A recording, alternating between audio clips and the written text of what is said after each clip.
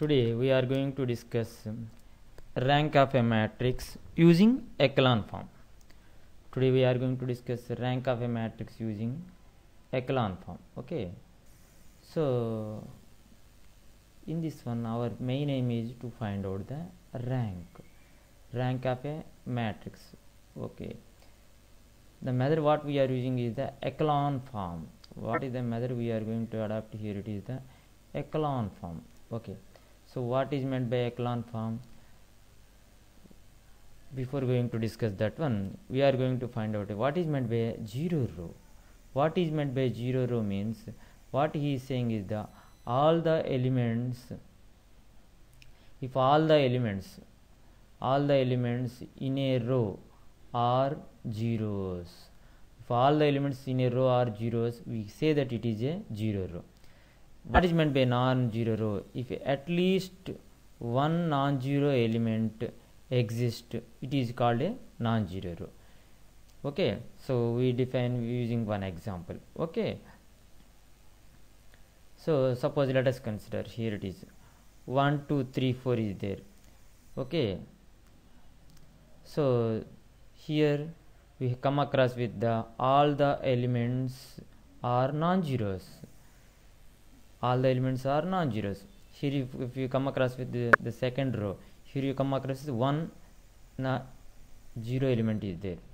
If you come across with the third row, you come across with 3 zeros. If you come across with the fourth row, you come across with the all are zeros. Okay, now we define. So if you consider the fourth row, all the elements are zeros. All the elements in a row are zeros. Therefore what you can say that this is a zero row. This is a zero row. Okay, very good. Now you come across with the second one. So here the zeros are there, 3 zeros and 1 9 is there. You can't say that this is a zero row. So what the definition of the non-zero row says that at least one non-zero element exists, then you can call it as a non-zero row. One non-zero element exists in the third row, therefore this is a non-zero row. Similarly here if you come across with 3 non-zero element exist in the second row, therefore this you can also call it as a, this is also a non-zero row. Here also all the elements are non-zero elements, therefore this you can call it as a non-zero row. So this is about the zero row and non-zero row and the example. So simple definition what you have to remember means, zero means all the elements in a row are zeros. All the elements in a row are zeros. So what is meant by non-zero row means at least one non-zero element exists, then it is called a non-zero row. Okay, very good. Next you come across with the next concept. What is meant by an echelon form? What is meant by echelon form? Now we are going to discuss what is meant by an echelon form. So before going to discuss this one, already we have discussed what is meant by zero row and non-zero row. Okay, now we are going to discuss the conditions for when you can say that a matrix said to be in the echelon form. Okay, the first condition, it should satisfy any zero rows are there, it should be at the end of the matrix. He is saying zero rows should be, what I am saying is the here down arrow it says that any zero rows, if there exist any zero rows, it should be at the end of the matrix. Okay, number of zeros should be, I have written an upward arrow, number of zeros should be in the ascending order. Okay, I will explain using the examples. So suppose let us consider here.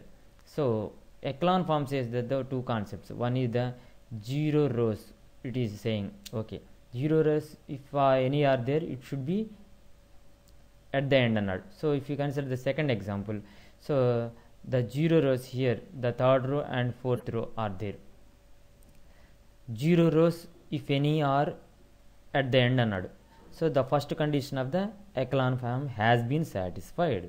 Okay, next the second condition, what it's saying, second condition, Second condition says that number of zeros should be in the ascending order.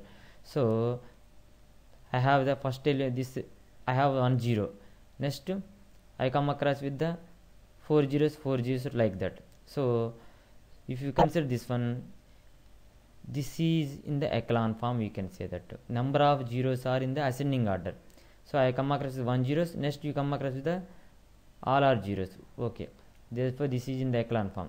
Now I will consider the first example. Any zero number of any 0 rows, it should be at the end another. So I don't have any 0 rows, so therefore they are not having at the end of the matrix. Therefore second point what it says is the number of zeros should be in the ascending order node. So number of zeros, here it is 1 0. Next you come across with the 2 zeros. Next, so at the end you don't have any 0 rows. Okay, so first point, if any 0 rows are there, it should be end the node. Okay, so we don't have 0 rows. Okay, the first condition has been satisfied. Second, the number of zeros should be in the ascending order. First you have 1 0, next you come across with the 2 zeros. So both conditions are satisfied. Therefore this is in the echelon form. The first example is in the echelon form. The second example is also in the echelon form. Now we are going to discuss whether the third example is in the echelon form or not. Okay, so 0 rows should, if any, are at the end node. So in this matrix I don't have any 0 rows. Okay, the first condition is also satisfied. Okay, no problem. The number of zeros should be in the ascending order. Number of zeros should be in the ascending order. So here it should be 1 0. Next here it should be have 2 zeros. So this is not in the echelon form. Okay, so the second condition has been not satisfied. Therefore this is not in the echelon form. Okay, so when you can say that rank of a matrix is something, means what is he saying is the number of non-zero rows in a matrix gives the rank of the matrix. So first we will consider the first example. So in the first example, how many non-zero rows are there? Okay, we will find out. Let us check it. So this is a first one, it is a non-zero row. Second one is also a non-zero row. Third one is also a non-zero row.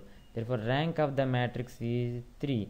Number of non-zero rows gives the rank of the matrix. Okay, if you consider the second example, here the number of non-zero rows. So this is also a non-zero row. This is also a non-zero row. This is a 0 row. This is also a 0 row. So the number of non-zero rows, how many? 1 and 2. Therefore the rank of this matrix is 2. Now we will consider this one. So it is not in the echelon form.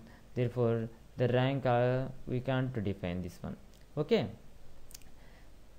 this is about the echelon form, and from the echelon form how we are going to find out the rank of a matrix.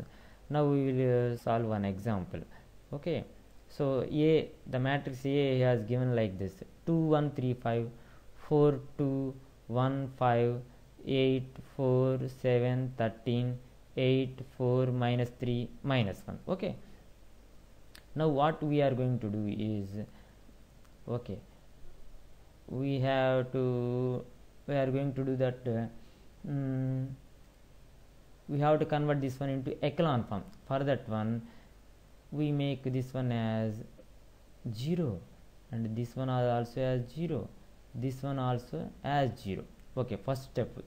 So which operations we have to apply in echelon form? Means always you apply the only row operations. So now I am going to make the 4 as 0. That means R2 gives R2 minus 2 times of R1. Okay, next one, I want to make the third row first element 0. This one I am going to make 0. R3 gives rise to R3 minus 4 times of R1. Similarly R4 gives rise to R4 minus 4 times of R1. So if you do that one operations, you are going to get the matrix as, so first operation what he is saying is the R2 gives rise to so and so. The first row you write it as it is 2 1 3 5. second row operation, what he is saying is that R2 minus 2 times of R1. Therefore 4 minus 2 into 2, 4. 4 minus 4, 0. Okay. Next, for this element, if you consider this element, 2 minus 2 into 1, 2. This is also 0. Okay. Next one, here if you come across with 1 minus 2 into 3, 6. You are going to get 1 minus 6 minus 5. Okay. Here it is 5. 5 minus 2 into 5, 10. 5 minus 10. 5 minus 10. Okay, here it is not the 5. Here it is number 3. Here it is the number 3. So it is the number 3. So 3 minus 2 into 5. 3 minus 2 into 5 is how much? 3 minus 10 minus 7 you are going to get. Okay. So similarly, if you apply the operations, you are going to get it as 0, 0, minus 5. Again, you are going to get minus 7. And the fourth row you are going to get as 0, 0, minus 15 and minus 21. Okay. So now we are going to apply one more operation, that is R3 gives rise to R3 minus R2. R3 gives rise to R3 minus R2. R3 gives rise to R3 minus R2. Therefore, if you apply the operations, you are going to get A as, so 2, 1, 3, 5. First row is as usual. Second row is also you are going to get as same as usual, minus 5, minus 7. And the third row, R3 minus R2, 0, 0. This you are going to get 0. This you minus 7 plus 7, 0. Next one you are going to get the fourth row is as well, 0, 0, minus 15, minus 21. Okay. Final ga you have to make now these two elements also zeros. So what we have to do is the operation is R4 gives rise to R4 minus 3 times of R1. So what happens? Then A will become 2, 1, 3, 5. First row is as usual. Second row is 0, 0, minus 5, minus 7. And the third row is 0, 0, 0, 0. And the fourth row is also you are going to get as 0, 0. Therefore, if you consider this matrix is in the echelon form. So echelon form properties, what it says, the first property what it says is the 0 rows. 0 rows, if any are there, it should be at the end. So 0 rows are at the end. Therefore, the first condition has been satisfied. The second condition what he is saying is the number of zeros. Number of zeros should be in the ascending order. So number of zeros, here it is 2 zeros are there. 1, 2, 2 zeros are there. Okay, no problem. So therefore, this is in the echelon form. Therefore, if it is in the echelon form, how we can find out the rank of a matrix means number of non-zero rows. Here it is a non-zero row and this is also one non-zero row. Therefore, rank of the matrix is 2. This is the way to find out the rank of the matrix. Okay, thank you.